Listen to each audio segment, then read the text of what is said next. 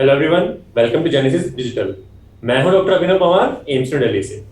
तो यार, आज हमारी जो वीकली वीडियो सीरीज थी उसकी पहली वीडियो आज लाइव हो रही है। तो जैसे कि आपको पता है कि हम लोगों ने अपना टेलीग्राम चैनल बनाया हुआ है जहां पे रेगुलरली जो हमारी क्विजीज हैं वो डल रही है। एक दिन फिजिक्स, एक दिन केमिस्ट्री, एक दिन बॉटनी और एक दिन जूलॉजी, इस टाइप से हमारी जो क्विजीज हैं वो रेगुलरली कंडक्ट करवाई जा रही हैं और उनको काफी बच्चे अटेम्प्ट कर रहे हैं। तो जैसे कि आप देख सकते हैं, ये मैंने अपना चैनल खोला हुआ है, जेनेसिस डिजिटल चैनल है, जिस पर काफी सारे बच्चे जो है क्विजीज कंटिन्यूअसली कर रहे हैं। ये देखो, ये जो हमारा बायोलॉजी का शेड्यूल था जो मैंने आपको दिखाया था, शेयर किया था, इसके अकॉर्डिंग फर्स्ट वीक में हमें डाइजेशन एंड ब्रीदिंग जूलॉजी में और living world and biology classification botany में, ये फर्स्ट वीक में करना था। तो इसी शेड्यूल को फॉलो करते हुए हम लोगों ने क्विज स्टार्ट की थी। तो आज उसी क्विज की डिस्कशन है। तो यार स्टार्ट करते हैं। तो फर्स्ट क्वेश्चन क्या है, प्राइमरी डेंटेशन और परमानेंट डेंटेशन में क्या डिफरेंस है, कि कौन सा टूथ टाइप है जो प्राइमरी और परमानेंट दोनों में नहीं होता है। 70% लोगों ने बिल्कुल सही आंसर किया, आंसर इज प्रीमोलर्स। लेकिन 30% लोगों ने गलत किया आंसर और मैक्सिमम लोगों ने क्या बोला है, मोलर्स। आप लोग किसमें कंफ्यूज होंगे कि प्राइमरी फॉर्मूला होता है 2123, सॉरी सेकेंडरी फॉर्मूला होता है 2123 एंड प्राइमरी होता है 2102। तो यहाँ पे 2 मोलर्स है, वहां पे 3 मोलर्स है, बट मोलर्स तो है, टूथ टाइप तो सेम है। प्रीमोलर्स है ही नहीं प्राइमरी में, 2102 बोलते हैं ना, लेकिन इधर सेकेंडरी में परमानेंट में है 2123। So answer is premolars.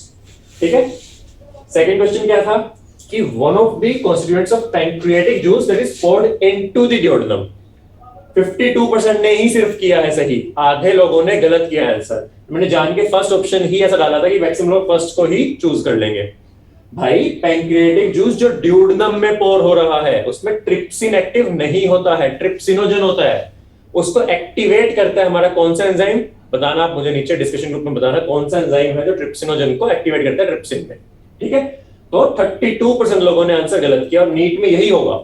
Maximum लोग गलत ऑप्शन हमेशा फर्स्ट दिया जाता है। एग्जामिनर भी बहुत स्मार्ट होता है, जो फर्स्ट ऑप्शन होता है ना, मैक्सिमम लोग उसी को करके आते हैं। क्यों?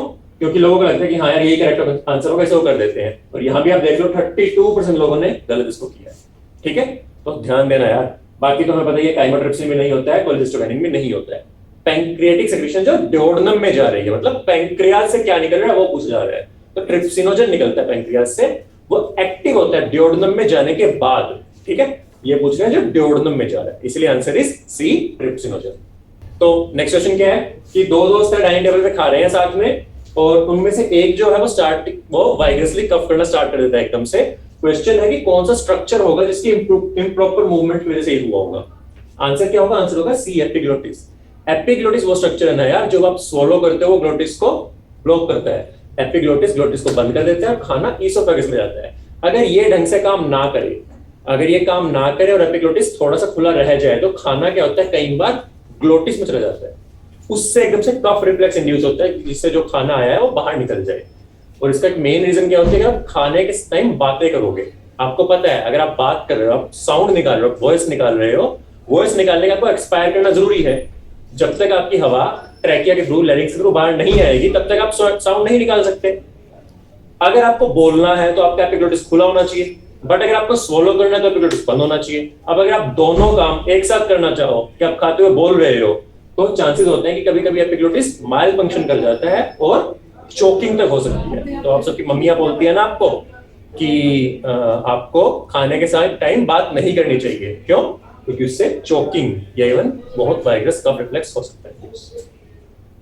81% लोगों ने बहुत अच्छा आंसर किया, बहुत बढ़िया बात है। 17% ने ग्लोटिस किया। मैंने जान के ऑप्शन एपिग्लोटिस ऊपर रखा था, लोग कंफ्यूज कर जाएंगे, काफी लोगों ने वही किया। चलो नेक्स्ट क्वेश्चन इज कि किसी भी कारण से अगर हमारी गोबलेट सेल फंक्शन नहीं करेंगे तो क्या होगा। 75% लोगों ने बिल्कुल सही आंसर किया है। गोबलेट सेल क्या सीक्रेट करते हैं? म्यूकस। म्यूकस का काम क्या है? ल्यूब्रिकेंट की तरह एक्ट करता है म्यूकस, और जो हमारा फूड है उसकी स्मूथ मूवमेंट कराता है ना। तो अगर आपका गोबलेट सेल नहीं है, म्यूकस नहीं होगा, म्यूकस नहीं होगा, स्मूथ मूवमेंट नहीं होगी। फिर भी काफी बच्चों ने गलत आंसर किया है, सिबेशियस ग्लैंड से सीबम निकलना नहीं। सिबेशियस ग्लैंड अलग सिक्रीशन है, जो आपकी वैक्सी सिक्रीशन, जो ऑयली सिक्रीशन होती है ना स्किन पे, वो सिबेशियस ग्लैंड से निकलते हैं, बट उनका गोबलेट सेल से कुछ लेना देना नहीं है। मैच्योरेशन ऑफ स्पर्म पे कोई फर्क नहीं पड़ेगा, गोबलेट सेल कोई रिलेशन ही नहीं है। एंड सोमेटोस्टेटिन तो कोई आंसर हो ही नहीं सकता, ये तो बिल्कुल ही अलग चीज हो गई है ना, ये हार्मोन्स में चला गया। हम करेंगे इसको भी 2-3 हफ्ते बाद, आपको मैं ये भी बताऊंगा। Next is where do certain symbiotic microbes normally occur in the human body? NCERT का क्वेश्चन एनसीईआरटी में दिया हुआ है। Answer is caecum. सीकम का एक ब्लाइंड पाउच होता है जिसमें बहुत सारे हमारे सिम्बायोटिक माइक्रो ऑर्गेनिज्म होते हैं जो आपके लिए आपका काम करते हैं। कुछ ऐसी चीजें होती हैं फूड में जिनको आप डाइजेस्ट नहीं कर सकते, क्योंकि आपकी बॉडी इसको ब्रेक डाउन नहीं कर सकती। साथ में कुछ वाइटामिन होते हैं जो आप प्रोड्यूस नहीं कर सकते, आपके बैक्टीरिया आपको प्रोड्यूस करके देते हैं। तो एक सिम्बायोटिक रिलेशनशिप है ना, आप बैक्टीरिया को फूड प्रोवाइड कर रहे हो, बैक्टीरिया आपको कुछ फायदा दे रहा है। कहाँ होते हैं बैक्टीरिया? ये होते हैं सीकम में। अपेंडिक्स में कोई बैक्टीरिया होते हैं बट वो सिम्बायोटिक नहीं होते। लाइक अपेंडिक्स में कोई काम नहीं है, it is a vestigial organ. Stomach में नहीं, लिवर में नहीं, ठीक है। Answer is caecum. Next is एक यंग इन्फेंट है जो एंटायरली मदर्स मिल्क पर फीड कर रहा है। किस एज तक बोलते हैं हम लोग? डब्ल्यूएचओ क्या रिकमेंड करता है मेरे को बताना। डिजिटल जो हमारा जेनेसिस डिजिटल का डिस्कशन ग्रुप है, मुझे बताना है कि कौन सी एज तक रिकमेंडेड है कि सिर्फ और सिर्फ एक्सक्लूसिव ब्रेस्ट फीडिंग होनी चाहिए। चलो, तो अब अगर कोई इन्फेंट है वो सिर्फ और सिर्फ मिल्क ले रहा है, मिल्क है pure white in colour, but जो इन्फेंट के स्टूल होंगे वो स्टिल येलो कलर के होते हैं। तो येलो कलर कहां से आता है? क्वेश्चन ये है। फर्स्ट इज इंटेस्टाइनल जूस, एक भी बंदे ने गलत नहीं किया, बहुत अच्छी बात है। सेकंड है bile pigments pass through the bile juice, answer is बिल्कुल सही। बाइल पिगमेंट्स होते हैं जो हमारे बिलिरुबिन, बिलिवेरिडिन, जो बाइल के थ्रू सिक्रीट होते हैं, वो आपके स्टूल को कलर प्रोवाइड करते हैं, ठीक है। तो भले ही इन्फेंट सिर्फ और सिर्फ मिल्क ले रहा है, बट बाइल तो उसके लीवर में भी प्रोड्यूस हो रहा है ना। बाइल कहां से प्रोड्यूस होता है? बाइल मेनली होता है जो आपका आरबीसी डिस्ट्रॉय होता है, उसमें हीमोग्लोबिन है। हीमोग्लोबिन हीम और ग्लोबिन दो में टूटता है, जो हीम पार्ट है वो टूटता है और बाइल पिगमेंट्स बनते हैं। तो ब्लड तो इन्फेंट के पास भी है, लिवर तो इन्फेंट का भी काम कर रहा है, तो पिगमेंट्स उसके भी सिक्रीट होंगे और उसकी स्टूल कलर भी yellow. Undigested milk protein casein, नहीं यार, बहुत लोगों ने, आई एम सरप्राइज, लोगों ने सब गलत आंसर किया है। ये मिल्क प्रोटीन तो डाइजेस्ट करेगा ही ना इन्फेंट, तभी तो फीड कर रहा है, वरना प्रोटीन कहां से मिलेगा उसको? मिल्क में दो ही तो मेन प्रोटीन होते हैं, कैसीन और वे। कैसीन बहुत ज्यादा अमाउंट में होता है, इन्फेंट उसी के भरोसे तो अपनी सारी प्रोटीन रिक्वायरमेंट पूरी कर रहा है। अगर वो डाइजेस्ट ही नहीं करेगा तो क्या फायदा? And fourth is pancreatic juice, नहीं, पैंक्रियाटिक जूस कलर प्रोवाइड नहीं करता। Then the type of dentition present in humans, thecodont, heterodont, diphyodont, all of the above. Maximum लोगों ने बिल्कुल सही आंसर किया है, सारी होती है। थिकोडोंट का क्या मतलब है? एनसीईआरटी में लिखा है जो बोन में एम्बेडेड है आपका tooth, the tooth is embedded in the bone, ऐसी डेंटेशन होती है थिकोडोंट। हेटेरोडोंट मतलब सारे टूथ एक टाइप के नहीं है, अलग अलग है, कोई कैनाइन है, कोई इंसाइजर है, कोई प्रीमोलर है, कोई मोलर है। एंड थर्ड इज डाइफाइडोंट, डाई दो, नाम में दो आ गया, मतलब टू सेट्स निकल रहे हैं, एक मिल्क टीथ या टेम्परेरी टीथ या प्राइमरी टीथ, एक जो हमारे परमानेंट टीथ होते हैं, सेकेंडरी डेंटेशन होती है, परमानेंट डेंटेशन होती है। Answer is all of the above. Next is serosa is made up of, serosa क्या होता है? एनसीईआरटी में लिखा है वेरी थिन एपिथेलियल लेयर, क्या लिखा है उन्होंने? मेसोथेलियम यूज किया हुआ है। मेसोथेलियम क्या होता है? Epithelium of visceral organs. तो मैंने जान के मेसोथेलियम की जगह एपिथेलियम वर्ड यूज किया था कि आप ध्यान से पढ़ते हो या नहीं पढ़ते हो। फर्स्ट मैंने जान के मसल लिखा था कि लोग सोचेंगे एम से कुछ था, एम से कुछ था, शायद मसल हो, वही हुआ। 19% लोगों ने फर्स्ट ऑप्शन चूज किया सिर्फ ये सोच के कि एम से कुछ था। अगर मैं ही इतने स्मार्टली क्वेश्चंस फ्रेम कर पा रहा हूं कि मैक्सिमम बच्चे को गलत कर रहे हैं, काफी बच्चे गलत कर रहे हैं, अब सोचो एंटी इमेजेस की जॉब ही यही है, जिस बंदे की जॉब ही आपके लिए क्वेश्चंस फॉर्मुलेट करना है, वो कितना स्मार्ट होगा, तो वो ऐसे क्वेश्चन जरूर बनाएगा। इसीलिए मैं बोलता हूं एनसीईआरटी के आपको एक वर्ड पता होना चाहिए। चलो नेक्स्ट इज पैंक्रियाज क्या है? पैंक्रियाज एक्सोक्राइन ग्लैंड है, एंडोक्राइन ग्लैंड है, या अ part of the alimentary canal है? लास्ट ऑप्शन है ए एंड बी। मुझे पता था सी लोग, मैक्सिमम लोग सी करेंगे।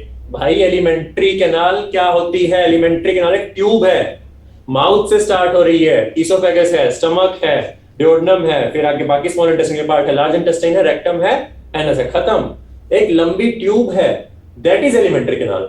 उसके साथ एसोसिएटेड ग्लैंड्स अलग होते हैं, salivary gland, liver, pancreas, gall bladder, ये ग्लैंड्स हैं, they are not a part of alimentary canal. मुझे पता था लोग करेंगे, वही हुआ, मैक्सिमम गलत आंसर यही आया है, बट स्टिल 78% ने अच्छा किया है। एक्सोक्राइन भी होता है, एंडोक्राइन भी होता है। एक्सोक्राइन पोर्शन सिक्रीट करता है एंजाइम्स, एंडोक्राइन सिक्रीट करता है हार्मोन्स। कौन से दो हार्मोन्स होते हैं? Insulin and glucagon. इसके अलावा भी करता है, बट आपके लेवल पे वो जरूरी है। Next is glucose absorption takes place by, 62% ने सही किया है, बट स्टिल 38% लोगों ने गलत किया आंसर। एनसीईआरटी खोलो, एब्जॉर्प्शन ऑफ डाइजेस्टिव प्रोडक्ट्स खोलो, ग्लूकोज तीनों में दिया हुआ है। पैसिव डिफ्यूजन भी होती है, पैसिलिटेटेड डिफ्यूजन भी होती है, एक्टिव एब्जॉर्प्शन भी होती है। पैसिलिटेटेड किस आयन के साथ होती है, डिस्कशन ग्रुप पे बताना मुझे कौन सा आयन है जिसके साथ ग्लूकोज एब्जॉर्प्शन होती है। ठीक है, चलो तो ये क्वेश्चंस थे हमारे डाइजेशन के, एंड काफी अच्छा लगा, मैक्सिमम लोगों ने आंसर सही किए हैं, बट स्टिल जो आंसर्स काफी कम लोग ही कर रहे हैं, लाइक 50s की लाइन में कर रहे हैं। आई वांट कि जितने सब्सक्राइबर हैं सारे लोग आंसर करें। ठीक है, तो आपको आंसर करने हैं, चाहे सही हो चाहे गलत हो, डजंट मैटर। पूरा हफ्ता आपके पास, आप क्विज का आंसर कभी भी कर सकते हो। संडे को क्विज बंद कर दी जाएगी और संडे को ये वीडियो हमेशा अपलोड हुआ करेगी, इसमें आपको पता चल जाए कि ये सही है या नहीं। ठीक है, थैंक यू।